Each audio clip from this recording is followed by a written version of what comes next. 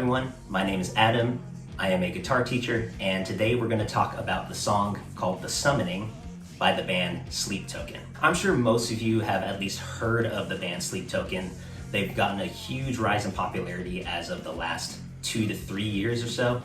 But for those who are not super familiar, they are essentially a 4-piece band. They are completely anonymous, so rather than using their own names, they simply go by the names Vessel, 2, 3, and 4. One aspect of the music that they're very well known for is the blending of genres. They tend to take a lot of different styles and influences and combine them into their own style of music, which is the main reason why I really enjoy their music so much. And The Summoning is no exception. So today I wanted to do a quick little analysis of the guitar parts as well as just the whole song in general for The Summoning. And my goal is to show you what makes this song so unique, as well as show what we can learn from songs like this through this kind of analysis. So let's start with the basics. For this song, you're going to need a guitar that can handle super low tunings. Anyone who's listened to Sleep Token knows that 4 likes to play in super low tunings. I'm going to go ahead and put up the tuning right here.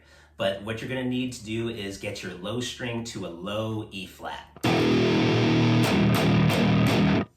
I'm going to be playing this on an 8 string. You could probably get away with playing it on a 7 string or a baritone 6 string as well.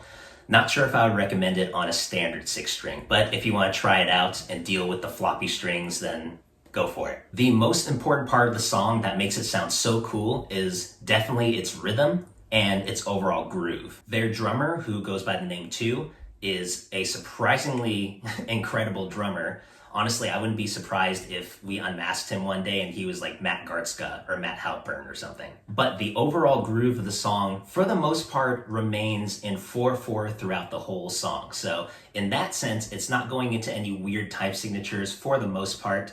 And from the beginning of the song, we pretty much feel it like this. 1, 2, 3.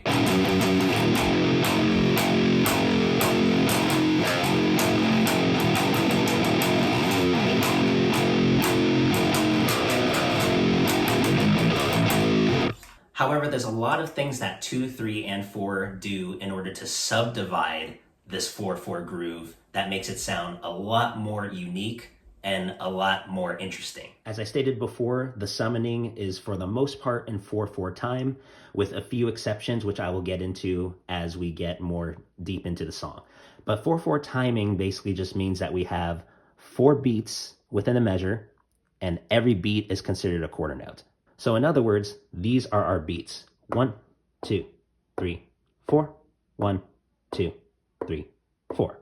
Subdividing at a basic level means that we take our beat and we split it into smaller parts. In this case, we could split this one beat into 2 notes, or 2 opportunities to play notes. That gives us 1 and 2 and 3 and 4 and. The beat is not speeding up. I'm just simply adding notes in between the beats.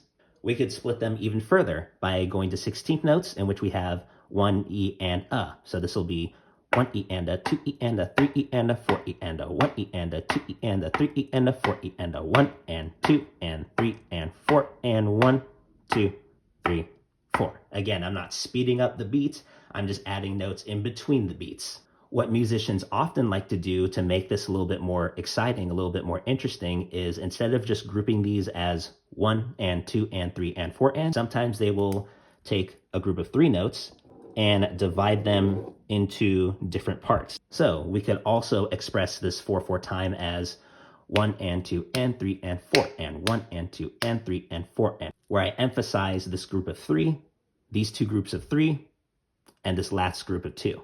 And because it adds up to 8, it still works in 4/4 time. We could even do this at the 16th note level. We can take every 3 notes, gives us 4 groupings of 3, and then we're left with 2 groups of 2 left over. So we got 3, 3, 3, 3, 2, 2.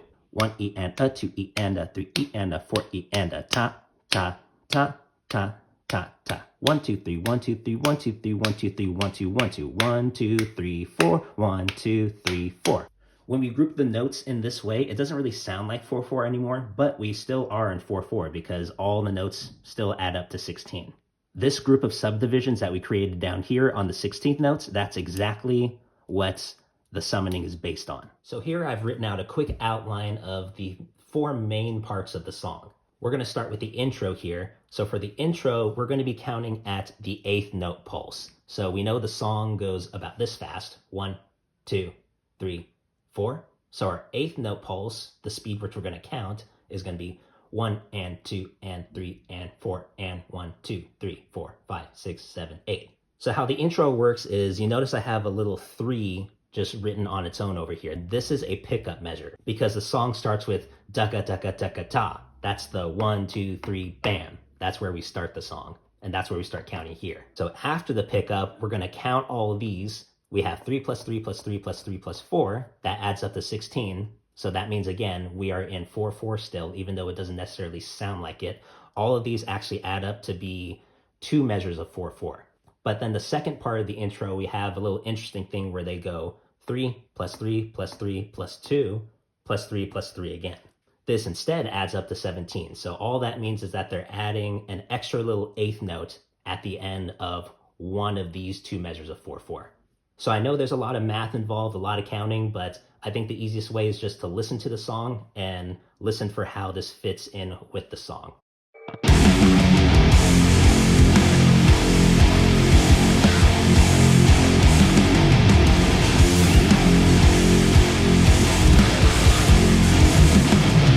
The next 2 sections of the song, the verse and the pre-chorus, are counted the same way. We're thinking of the 8th note pulse, and it's actually the same exact pattern as this first part of the intro, excluding the little pickup.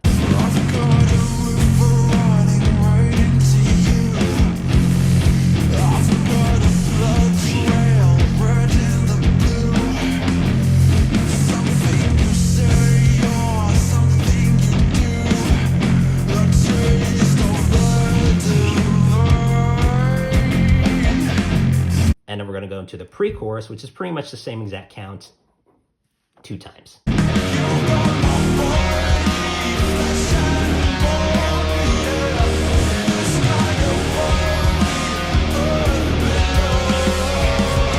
When we get to the chorus, that's where it changes a little bit. We're going to count faster. We're actually going to count at the 16th note pulse. So instead of 1, 2, 3, 1, 2, 3, we're going to end up going 1, 2, 3, 1, 2, 3, 1, 2, 3, 1, 2, 3, 1, 2, 3, 4, 1, 2, 3, 1, 2, 3, 1, 2, 3, 1, 2, 3, 1, 2, 3, 4, ba, ba, ba, ba, ba, ba, ba, ba, ba, ba, ba, ba. You can think of that rhythm.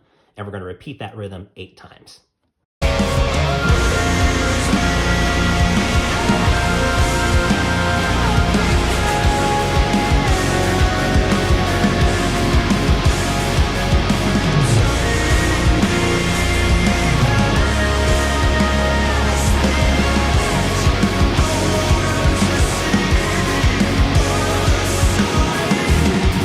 Even though all this crazy counting stuff is going on and it all lines up, for the most part, when I listen to it casually, I think just 4/4. And I think the main reason for that is mostly because of how Vessel handles the vocals. When the vocals come in, you could tell he's pretty much just thinking straight 4/4. 1, 2, 3, 4. I've got a river running right into you. 3, 4, 1. I've got a blood trail red in the blue. All the rhythm just lines up with 4/4. And I think that's really cool because that's what really glues the whole song together and makes it feel good as we're listening to it, even though you can hear the drums going kick, 2, 3, snare, 2, 3, kick, 2, 3, snare, 2, 3, kick, 2, 3, 4, kick, 2, 3, snare, 2, 3. Another rhythmic concept that I wanted to go over is the Hemiola rhythm, or the 2 against 3 polyrhythm. There's 2 different names for the same thing. And that's because a lot of the rhythms in the song are very highly based on that rhythm. When I say 2 against 3 polyrhythm, it's essentially 2 notes being played in the same amount of time as 3 notes. So it would be like 1, 2, and 3, 1, 2, and 3, 1, 2, 3, 1, 2, 3, 1, 2, 1, 2. This hand that's playing 2 notes in a row is what you're essentially playing on the guitar. Another really easy way to think about it is if you're familiar with the song Ukrainian Carol, or Carol of the Bells.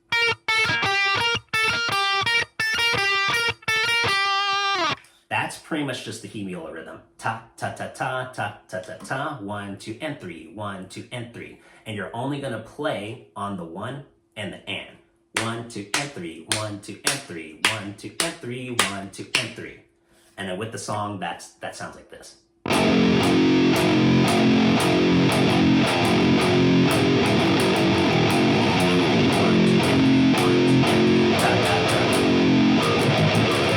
So those are the two main rhythm concepts that I hear throughout the entire song. So now let's go a little bit deeper into the notes of the song.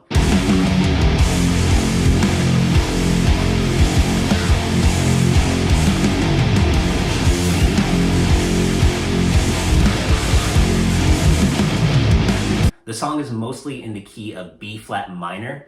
However, in the very beginning, you'll notice they don't really play B flat ever. It sounds a little bit more like they're in the key of F, because they play that F a lot. So in the beginning, it sounds a little bit more like F Phrygian, which is a mode of B flat minor. So that just means B flat minor, F Phrygian, all the same notes. But I know it's F Phrygian because they hang out on this F note a lot.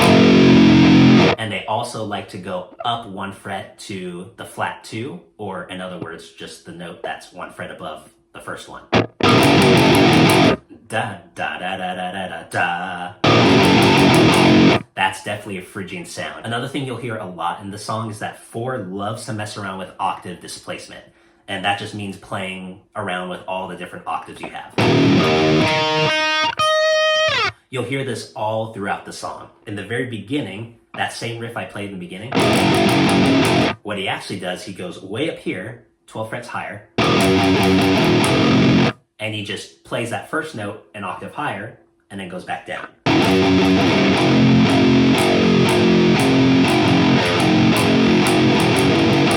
Second time, he just stays down here. But then he actually does this slide.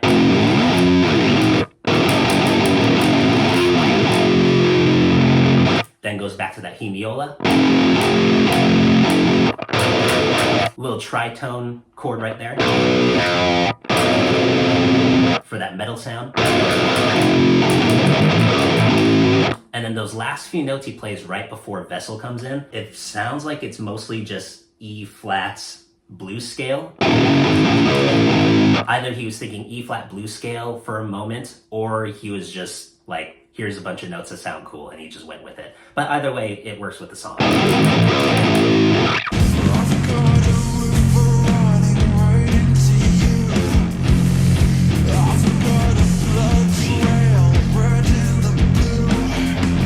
For the verse of the song, as soon as Vessel starts singing, we pretty much play a variation on that same intro riff, but the only difference is that we're now palm muting pretty much every single note. Equipment-wise, I also noticed that if I played this riff palm muted with my overdrive on,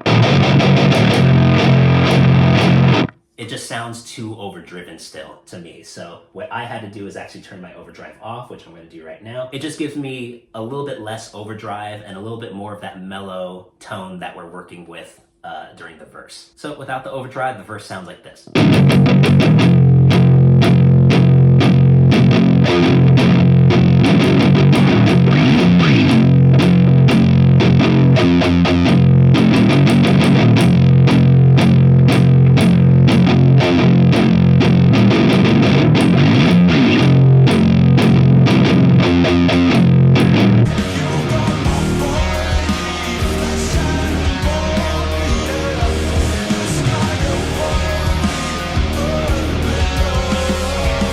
As we get into the pre-chorus, you'll notice that this part of the song doesn't really focus on the guitar a lot. I actually had kind of a difficult time hearing this part when I was listening to it and trying to learn the song, but for the most part, I'm hearing something like this in the pre-chorus.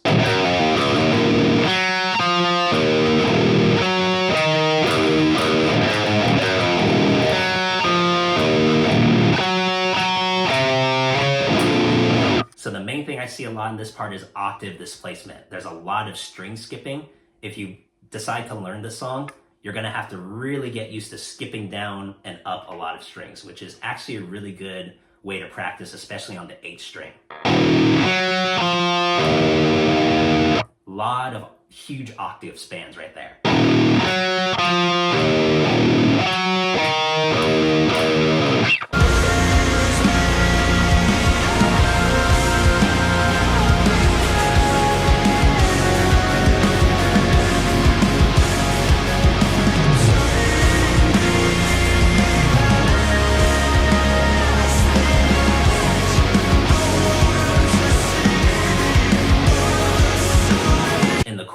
a few things change. For one, up until the chorus, we've been mostly focusing around this F note a lot, again, getting that F Phrygian sound. The chorus is the first time that we go straight into the B flat minor. We start with a B flat big power chord. It's essentially just a drop tune power chord, but you're also going to add the 9th fret of, I was going to say D, of the A string. So all the different notes we get is this. Essentially, it's just 2 power chords stacked on top of each other. And I really like this because it really helps you identify the notes without it sounding too muddy because of the low pitch of the 8th string. So the chords, we start on that B flat. Then we're going to go to the 3rd fret of the 8th string, same exact shape. Then we're going to go back to the B flat, up to the D flat,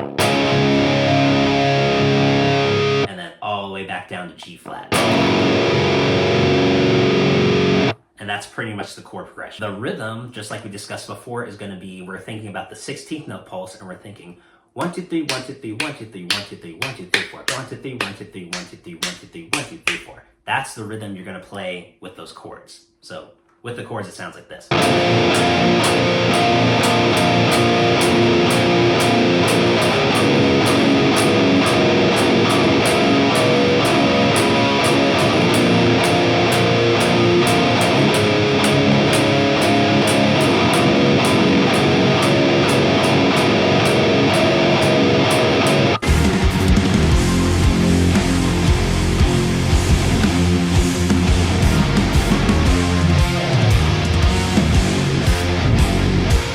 Post-chorus, we have quite a bit going on. It's kind of like a modified version, again, of the verse riff and the intro riff.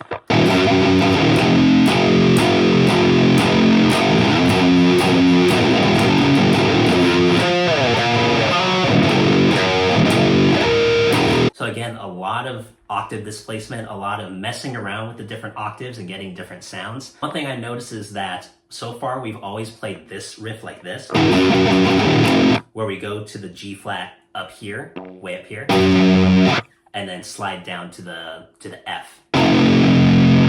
But the second time he plays it, he actually does the opposite. He goes down to the G flat down here, and then goes up to the F on the higher octave. So another way to experiment with different octaves on the same notes. Another thing that's really cool is the use of this harmonic right here. That little harmonic there. A lot of you intermediate guitar players out there probably already know about harmonics and that you can touch the string on the 5th fret, 7th fret, 12th fret, on 17, and 24 to get all these higher pitched notes. What you may not know is that you can actually get a few different notes if you go down to just below the 4th fret, so not literally on top of it.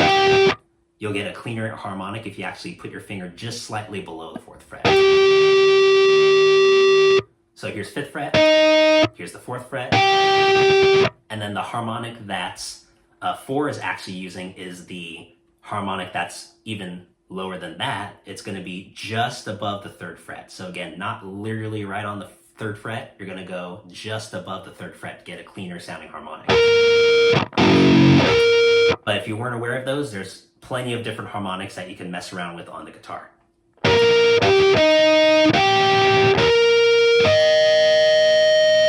Maybe one day someone can play the entire Star Spangled Banner using only harmonics.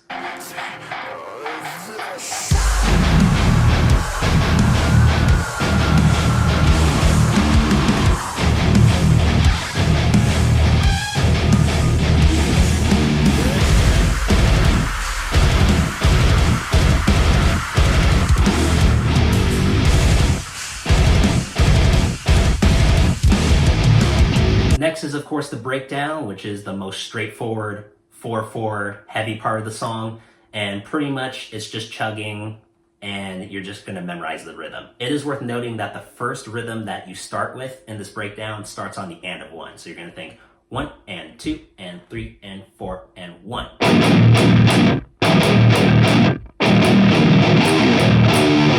If you want to get those little sound effects that they get, I'm pretty sure the first one is just a pick slide.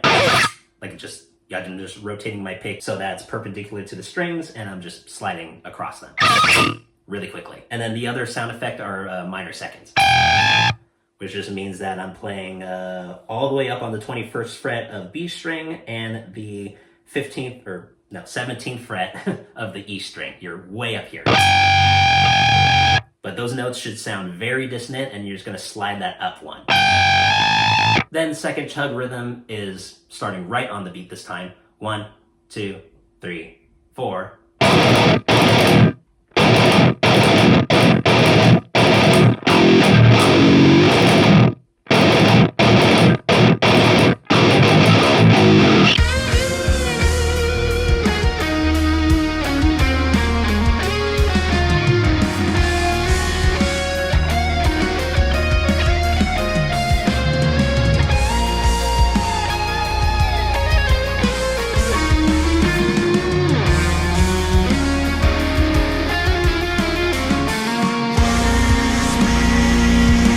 Next, I'm just going to skip up to the solo, and I'm not going to talk about the whole solo because that would take a very long time, but there's a lot of cool things that I hear from the solo. There's a lot of interesting note choices. For example, the very first note, he bends up to the 9 right away, which is a bit of an unexpected note to go to. There's a lot of drama in that note, so I really like that he chose that. One lick that I do want to highlight, though, is how he ends the solo. He ends the solo like this. So this lick is really cool because he's pretty much using a jazz trick, either knowingly or unknowingly. When I was studying jazz, one thing that was very common that we would do to play outside of keys is we would take an arpeggio, in this case, 4 is focusing on the B flat minor arpeggio. And you can actually mess around with the notes a half step above and a half step below each one of those notes in the arpeggio. So like these 3 notes, I can literally go like,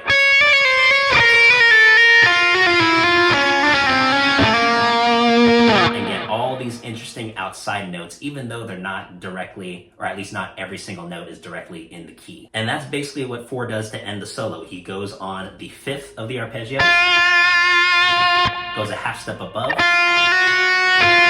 and then half step below. Then targets the 3rd, goes half step, starts a half step below, and then slides up to the 3rd. Starts a half step below the root, and then slides up to the root. And all together that's...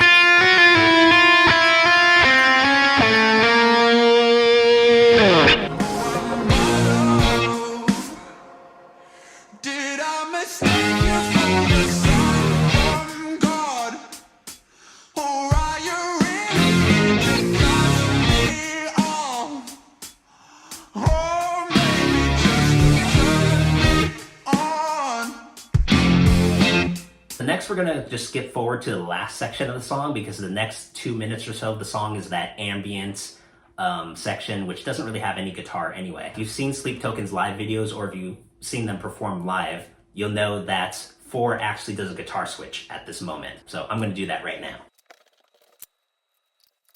So for this part, I'm gonna be using my telly.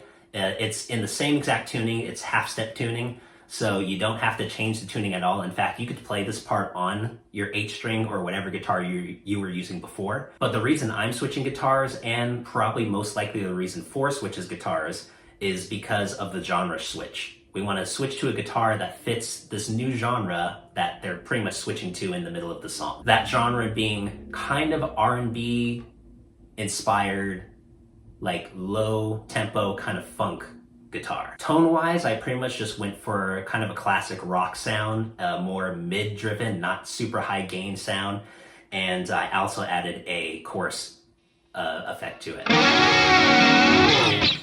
But what's really cool about how the band handles this section is there's a lot of space, and that's probably the first thing you notice when you listen to the song. You thought, wow, everyone just stopped playing all of a sudden. We have a 3, 4, 1, 2. 3, 4, 1, 2, 3. You know, there's just so much space, and all you hear is vocals for those spaces. And that's really cool because it gives you that feeling of like the song's been driving and like going throughout the entirety of the song, and now it just stops all of a sudden. So it's very shocking to the listener, like, whoa, what just happened?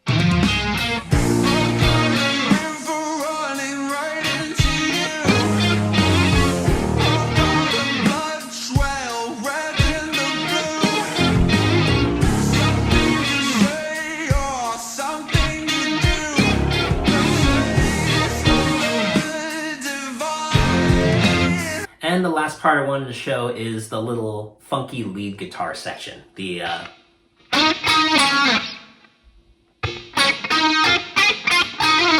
It's just B flat minor pentatonic. Pretty much just focusing on the G string and the B string. Now, if there's one thing I've learned about faking my way through funk guitar and like R&B-esque style guitar, is that you don't want to play every note like this.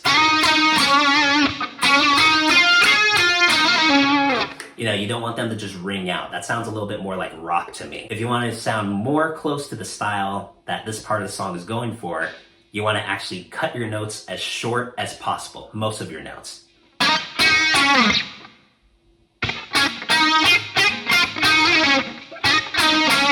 The only note I'm really letting ring out is the just that second note. And you also really want to exaggerate the feel of that. You really want it to sound rhythmic. You want to be... And that last little bit, I'm literally just kind of like flicking my hand really fast. I'm playing 9th fret, sliding up to 11, back down to 9, then 7 again. But I'm just doing it really fast. Like, it's okay if you don't exactly hear every single note. It's more important that you just get that feel there. But yeah, that's what you want to go for when you're playing that.